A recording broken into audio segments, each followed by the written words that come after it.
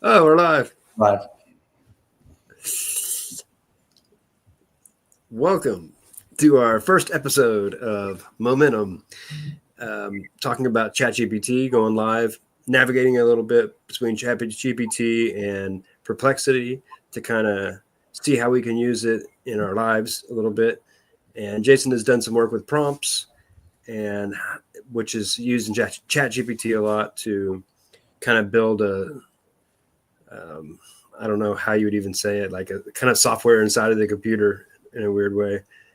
And anyway, so we're going to throw up some examples and then go from there. If anybody wants to get in the live chat and throw up some questions that we can put in, feel free. Okay, so I started with Halloween, but because we talked about it, but I've got it pulled up. But all right, what do you want to start? Do you want to start with that or something else? sure, I don't care. What, the history of Halloween? Mm-hmm. Are you in Chat GPT or Perplexity? Chat GPT, and actually have Perplexity open also, but so. And this way we can kind of see if they're kind of line up. So I did this pretty long history prompt that I had set up, and I just plugged in Halloween into the brackets for the input. Overview of Halloween. Do you think I should just read it all, or let Chat GPT read it? If you can. Well, I don't know if it. I don't know. Why does it not give me the? Oh, it's at the bottom.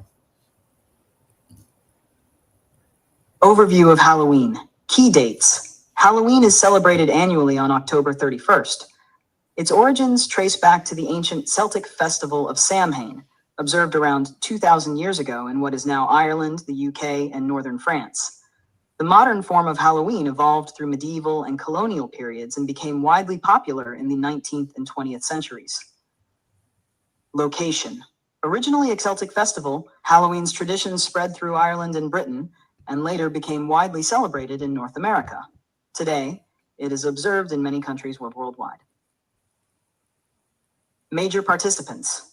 The Celts celebrated Samhain, marking the end of harvest and the beginning of winter. Christian Church incorporated elements into All Hallows Eve, preceding All Saints' Day on November 1st.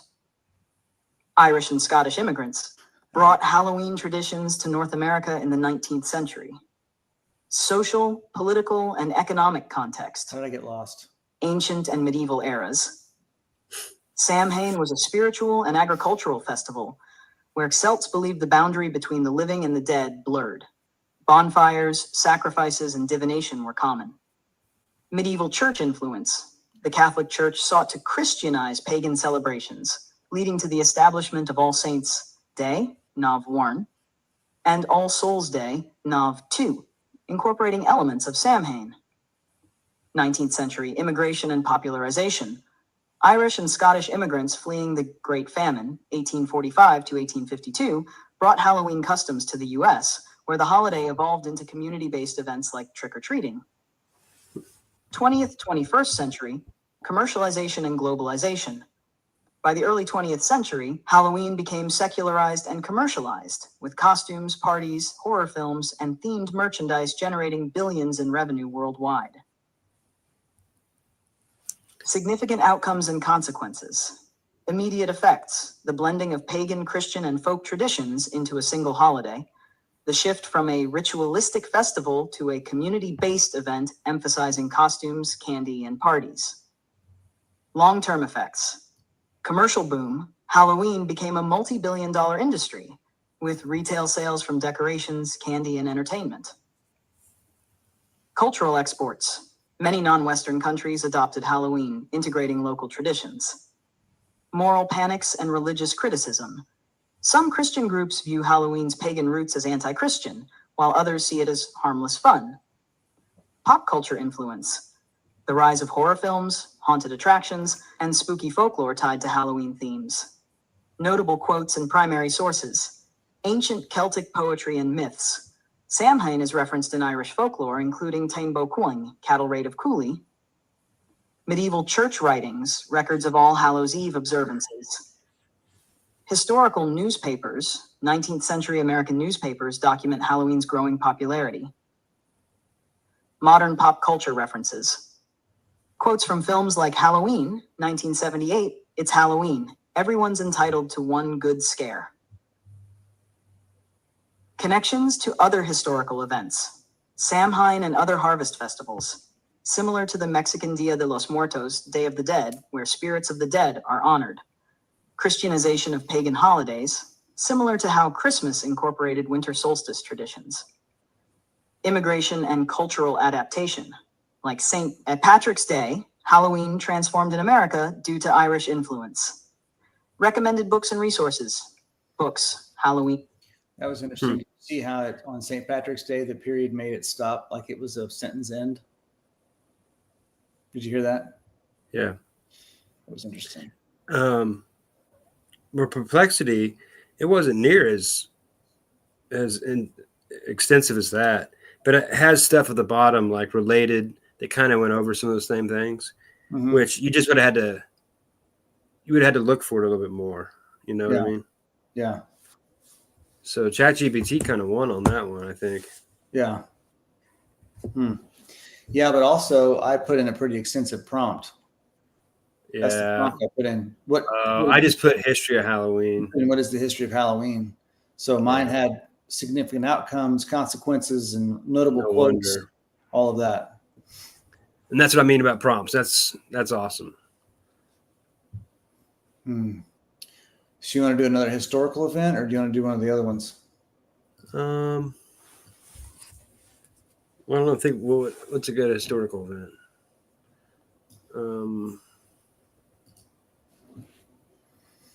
Everything's so controversial. What was it we were talking about? What about the World's Fair? Yeah, because I didn't even realize World's Fairs were like in other countries. I thought it was just kind of like a thing here.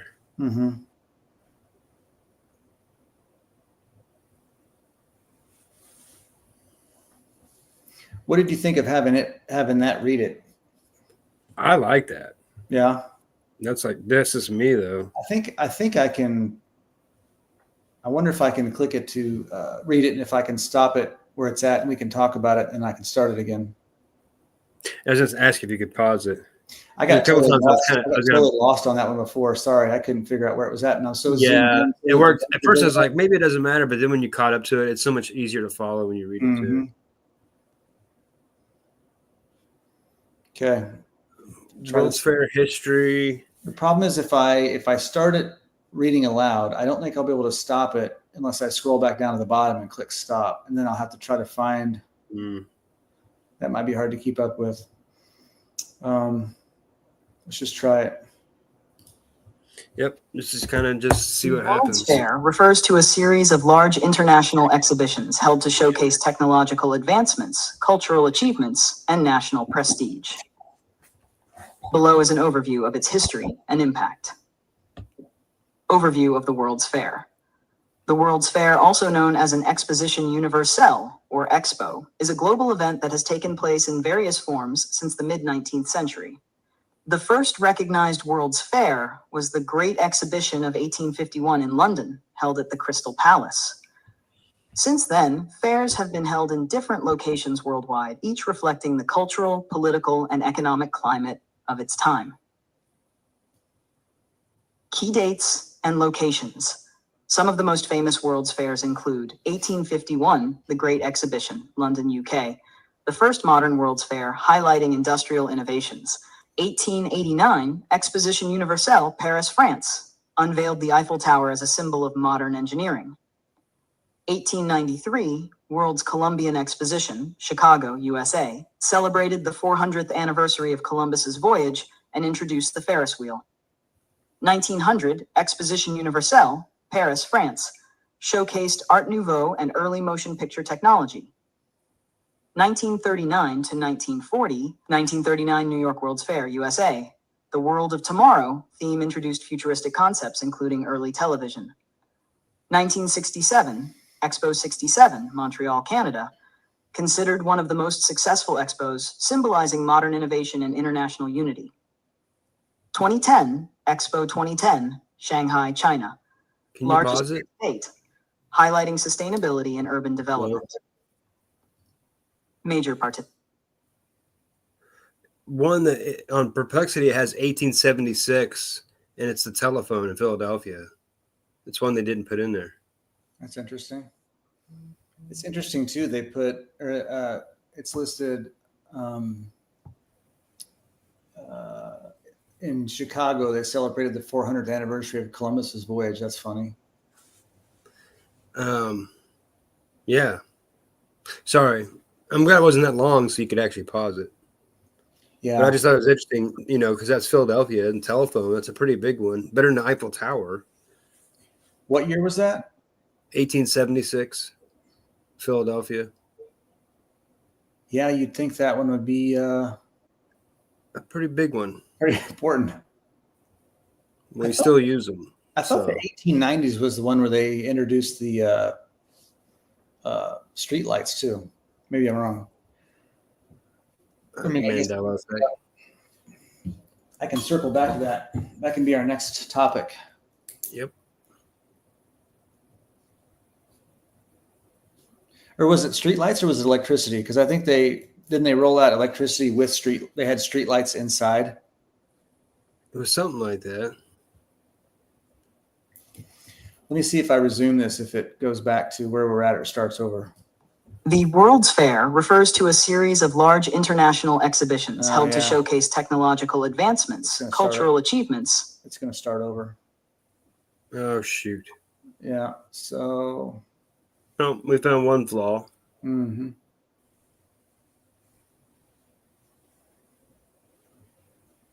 Wonder how sick that's making people with me scrolling back and forth really fast. And that first one part, probably. Probably, yeah. When I was going up and down constantly. Yeah, trying to find it. I looked away. World's Fair often reflects ideals, anxieties, and ambitions of their times. Industrial Revolution showcased innovations like steam engines, telegraphs, and mass production. Colonialism and imperialism. Many 19th century and early 20th century fairs reinforced colonial narratives by displaying exotic cultures.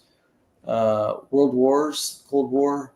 Fairs reflected tensions between democracy, fascism, and communism, economic growth, globalization and technology. The other thing, we could do a different prompt for this, like for this topic, and it would, if we rewrote it, it would just give us completely different info back, which would be interesting.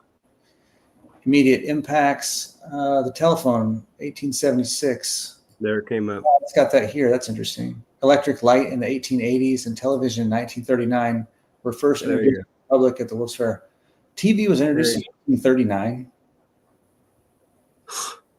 I thought it was earlier than that. I don't know. It shows what I know. Yeah, because radio was so big for so long. I don't think they wanted to introduce it, probably.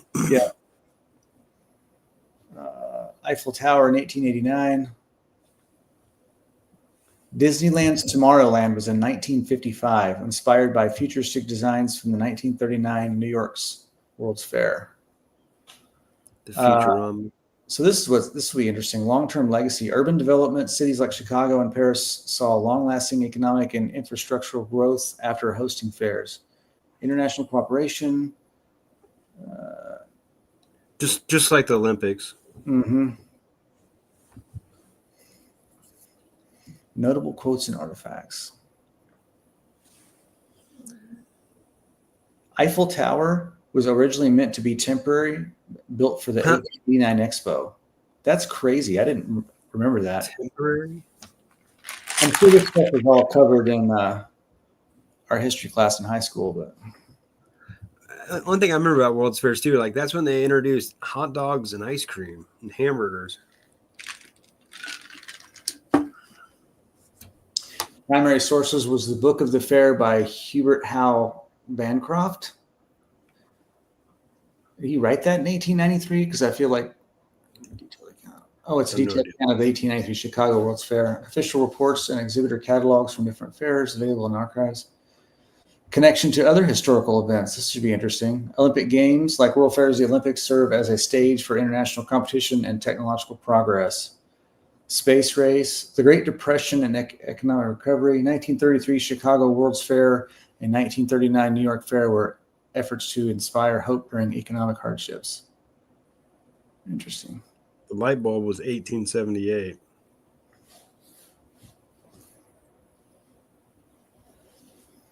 Paris. It's about the only thing I noticed. For the history stuff, I think Chat GPT does a little better. I don't have a prompt built for deeper dives, but we'll see what this says. The electric light bulb was first publicly displayed in 1878 exhibition in Paris, and then more prominently at the 1880 exposition. However, Thomas Edison famously showcased his improved incandescent light bulb at the 1880 Expedition Universal and later at the 1883 Chicago World's Fair International Electrical Expo. One of the most famous presentations of the electric lighting at a World's Fair occurred in 1893 World's Columbian Expo in Chicago, where Edison's General Electric Company, losing the contract to Nikola Tesla and Westinghouse, helped illuminate the fair using Tesla's AC power system, marking a major milestone in the War of Currents. Yep. Interesting. That's what I was thinking. They showed it off so much because 1-1. It was like a war of who would get it. Mm-hmm. With Edison's system, you were going to have to like have a power station like every so often. Yeah.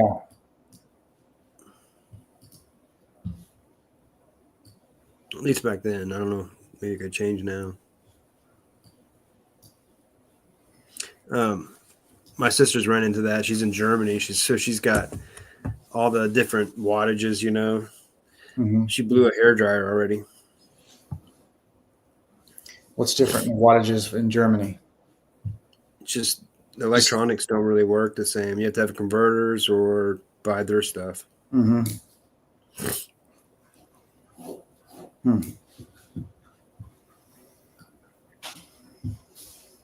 Whole different system, I guess. What's our next topic? Germany was awesome because they didn't have like wires above, you know, and they're all underground, all the electric wires. It just made it look so much better.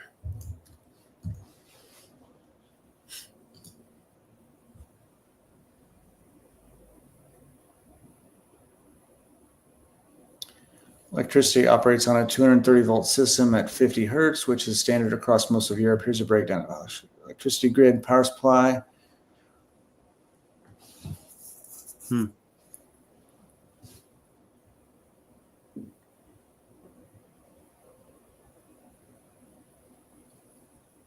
Germany uses type F plugs, also known as, I don't know what that word is, type C plugs, Euro plugs also work. I remember seeing those. They had, family members that have the weird European plug-in things they have to carry with them when they travel abroad. Yep. It took like 30 days for all their stuff to arrive there from their house.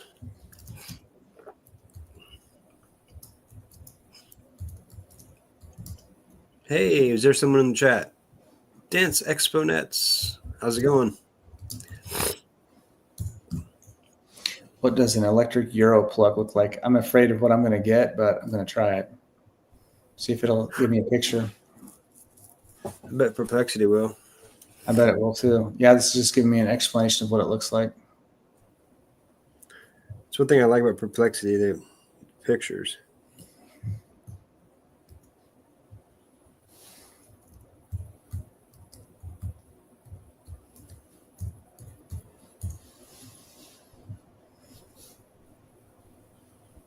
Spell that wrong.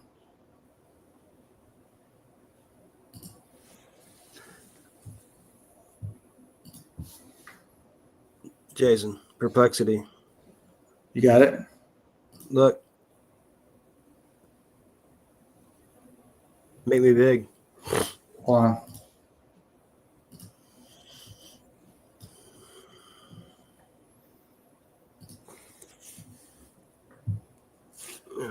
I thought. Interesting.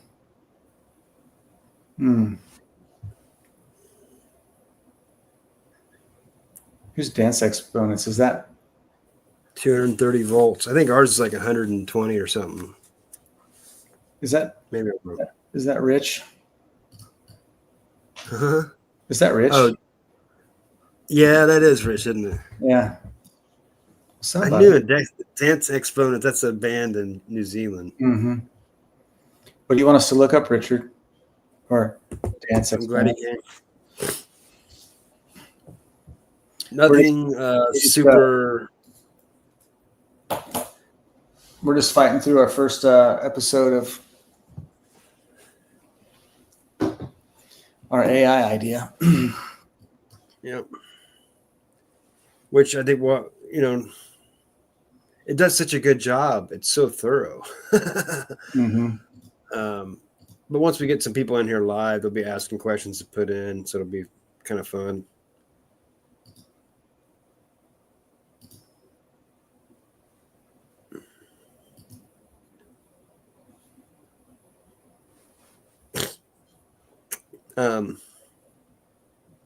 Yeah, I really think that, like I have a friend that writes emails to people, and she loves using Chat GPT for writing emails. I've been using it a little bit for that lately too, just to make mine sound better. Dick just put the same thing. And I think resumes would be a good one to do for people.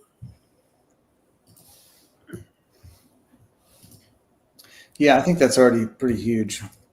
And I think your idea with stock market, that one you did with the stock market, is awesome. Well, it's tough too, because like that one day that I was messing with it, and I'm glad, Richard. What time is it there, Richard? It's usually the opposite. What is it? 7 in the morning. so I just got on Perplexity on the computer. I think maybe can you see it on there? Oh no, I changed it up. Hold on. No. I'm coming back. Bring it back. Where's all the suggestions on this one? I don't know. It's not on there like it is on the app. Mm-hmm. Put in 3D M's with neon lights that reflect. Well, just do that.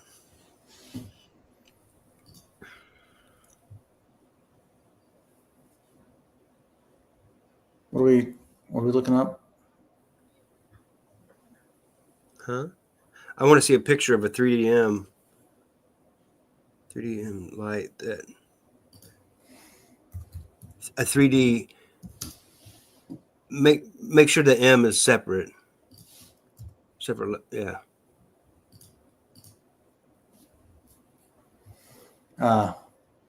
There, it gave it to us over here. Yeah. That one looks all right.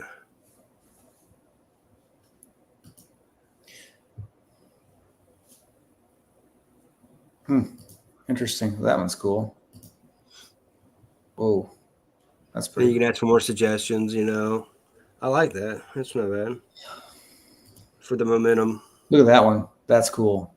Yeah. They gave me that one last time too.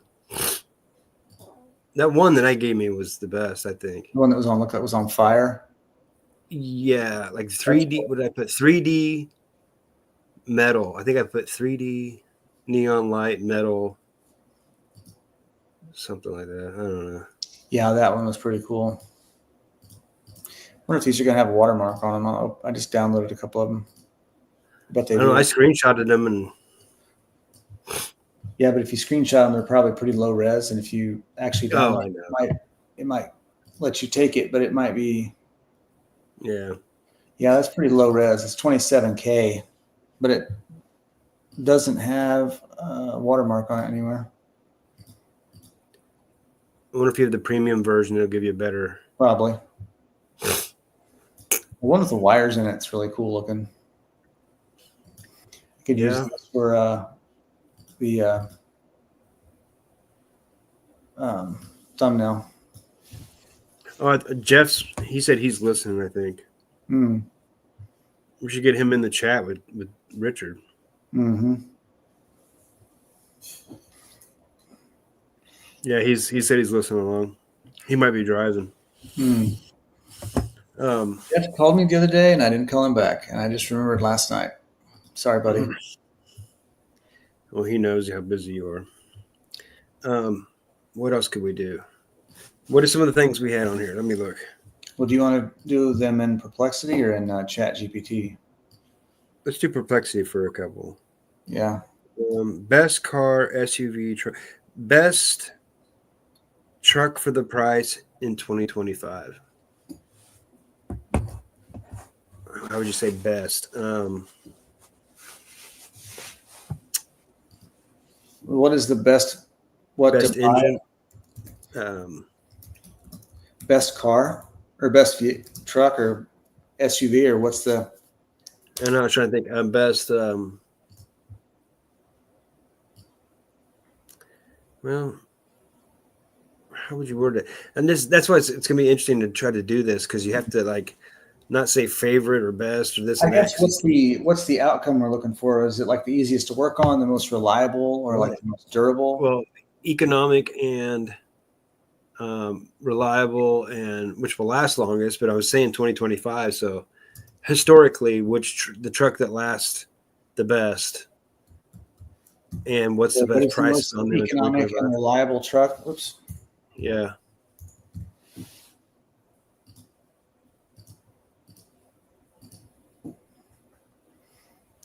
And we do not have a sponsor. Is that no? I'm kidding.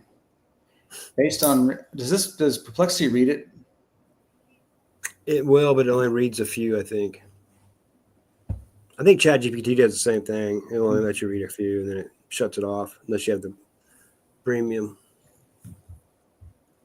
I mean, it sounded good when you read it, but I don't want to make you read it every time. I can read it. I'm just trying to get it the text as large as possible. So it looks larger on my screen than it does on the. See, I can't really see it. Yeah. That's fine. If it just reads it. Says based on the search results, the most economic and reliable truck is likely the Ford F-150 XLT.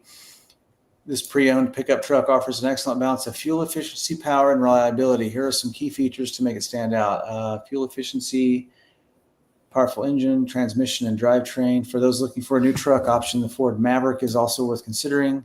If you're open to other brands, I don't know what that is. It must be from another country. Is another fuel-efficient option. When considering reliability, the Ram 2500 is worth mentioning. It's funny, this actually sounds like a commercial. Yeah. Ultimately, the most economic and reliable truck may depend on your specific needs, location, and whether you prefer a new or used vehicle. See, the most unreliable trucks I know of are Fords, so I don't, Dodge is a good one. What is that vehicle? I never even heard of that. I don't know. Let's find out.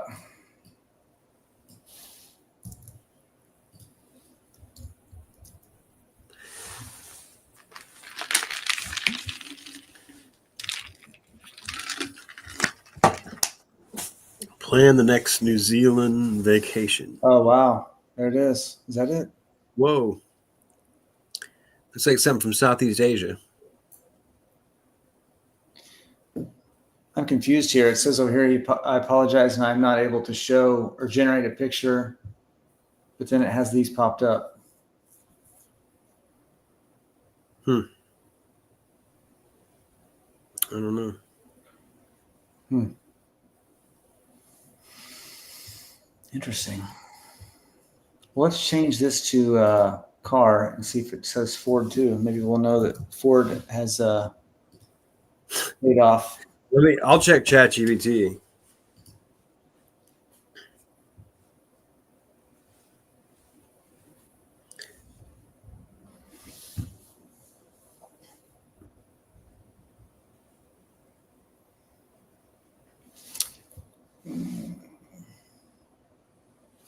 says the most economic and reliable car based on recent data is the Toyota Prius. The 2025 Toyota Prius tops Consumer Reports list of fuel-efficient cars, making it the king of fuel economy. It offers an impressive fuel efficiency, blah, blah, blah.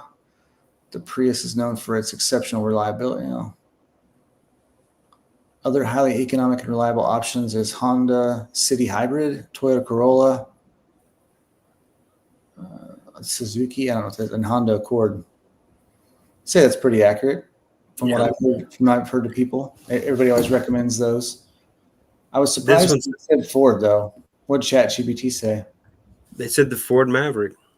And I don't know about Maverick. It must be it's a hybrid.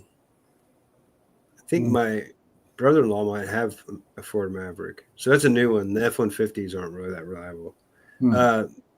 It says the Hyundai Santa Cruz. It's a truck. Well, they say it's an SUV with utility of a truck. And 2025 Ram 1500, Honda Ridgeline, Nissan Frontier. They don't give Chevy. They don't give GMC. Interesting.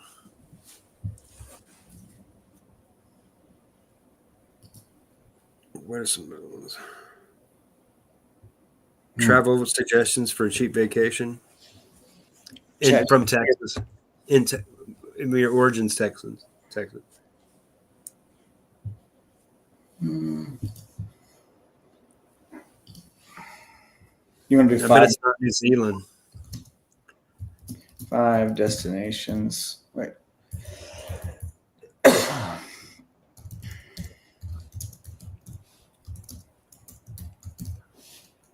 But are they going to be like the cheapest or the best, or? I don't know.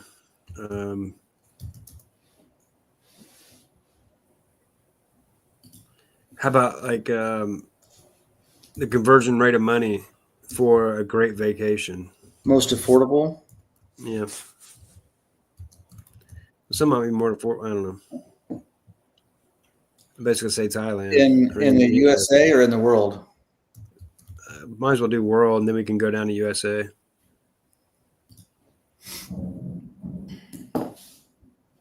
Vietnam. You know what's really weird is that on my screen, like the text is about 8 inches wide the way I have the window set up, but on the live it looks really narrow, and it's probably really small on wherever everybody's watching it. Yeah, it's small for me. Earlier it was pretty big. I don't know. It got bigger when you widen it out like that. It's like the words get really big, but I can't make it any wider, so it's easier to see. It's fine. As long as you read it. I just can't read it. Vietnam, a budget traveler's paradise with incredibly low daily costs. I don't know that word. Hoi An, located in Vietnam's central coast, offers an estimated daily expense of $64.51. The city features a UNESCO recognized ancient town with lantern-lit streets, charming shops, and delicious street food. Hanoi provides additional budget-friendly options with affordable accommodations and vibrant street food culture. I'm going to look really smart reading city names from other countries that I don't know. I remember hearing them on Good Morning Vietnam. Act like you just go around and act like you've been to Vietnam. You should try the street food. Have you been there? No. I read about it. That literally happened to me the other night. I was joking around about it. I was actually watching something with Tina, and there was like a list of something coming on, and she kept saying, "Oh yeah, that's beautiful this time of year." And I was like, "Have you been there?" She's like, "No." And I was like, and then she did it like 5 times, and I go, "Why do you keep doing that?" And she's like, "What?" And I go, "You keep talking about things like you were there, but every time I ask you, oh, so have you been there?" She's like, "No." So now that's our joke. When we're talking about something, it's like, "Oh yeah, they have really good coffee." Oh, you've been there? But it would be cool. Yeah, it would. No, but it's good on TV. Next one is Thailand, an extremely affordable destination with trips starting from as low as 35,000 INR. I don't know what's currency as, approximately 420 US dollars. I don't know how to read that word. Offers a hidden gem experience with budget-friendly resorts and local tours. Phuket provides stunning beaches, vibrant nightlife, and affordable beachfront resorts. Street food can cost as little as $1, making it incredibly economical. Sri Lanka, budget traveler's dream with daily expenses ranging from $25 to $50. Colombo offers visa-free entry. Is it low-price accommodation, a blend of cultural heritage and modern attractions? The country boasts World Heritage sites, pristine beaches, and incredibly wildlife at very affordable prices. What kind of wildlife's in Sri Lanka? Tigers? Good question. Yeah, probably. Number 4 is Hungary, Eastern Europe's budget-friendly gem. Particularly Budapest dining can be incredibly cheap with meals for 5 people costing 50. Is that 50 euro? It offers affordable attractions, public transport, and a rich cultural experience. And then the last one's Indonesia, Bali. Tropical paradise with easy visas and low-cost flights. Visitors can explore rice terraces, beaches, and temples with enjoying budget-friendly local small eateries. The destination caters to various budgets, from hostels to villas, ensuring a memorable stay without overspending. See you, Dick. He has to go. Later, dude. Said he's a fairy, and he goes go pick up his buddy. So we already knew that, Richard. He texted you on Messenger? No, he's in the comment chat. Oh, it hadn't hit yet? You need to push comments, not private chat. Ooh. No, I'm in that. Oh, you are.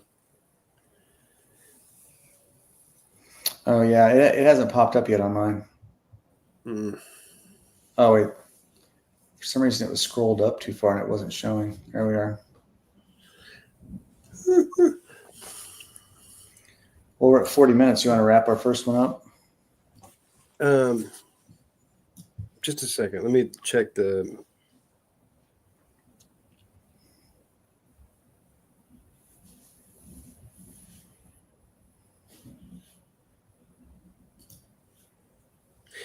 You put that last one in. Are scorpions deadly? Let's do that one.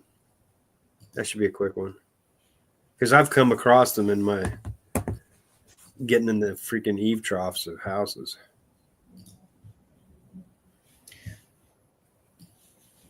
Can you see that? Can you see Chat GPT better? Yeah. But it's still not real good for me. But I got a feeling it's going to list all the ones that are, but we need to say which scorpions are deadly, not are they. Yeah, we're getting better at knowing how to ask the questions. It's like Jeopardy.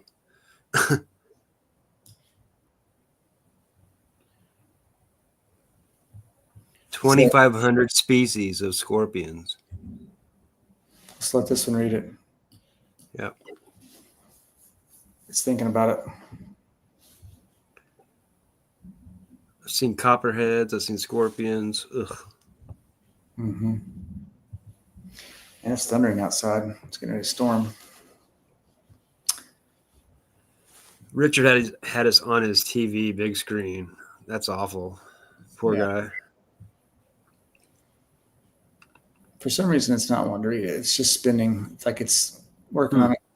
It says most scorpions are not deadly to humans, but a few species can be highly venomous and potentially fatal, especially to children, the elderly, or those with allergies. Scorpion's venom, how dangerous is it? Out of 2,500 species of scorpions, only about 30 to 40 have a venom strong enough to cause serious harm to humans. The majority of scorpion stings cause pain, swelling, and mild symptoms similar to a bee sting. However, some species produce neurotoxic venom, which can lead to paralysis, breathing difficulties, heart problems, and even death if untreated. Interesting. Neurotoxin, like alcohol. Deadly scorpions to watch for. Man. The most dangerous scorpions include Arizona bark scorpion, the death stalker, native to North Africa and the Middle East. It has one of the most potent venoms. Indian red scorpion, found in India, Pakistan, Sri Lanka. That's why it's so cheap to vacation there. fat-tailed squirrel. Yeah, do the tent experience. It's fun. Yeah. Make sure you get the mosquito net. Arizona bark scorpion, that's found in the Southwest. That's Mexico. I'm glad it's down there. Muscle spasms. It only causes pain, muscle spasms, and breathing issues, so it's probably not even that bad. Yeah. Interesting. Good to know. Well, we probably need to get off here. What? Disgusting looking. Yeah. If I even had a scorpion near me, I would freak out.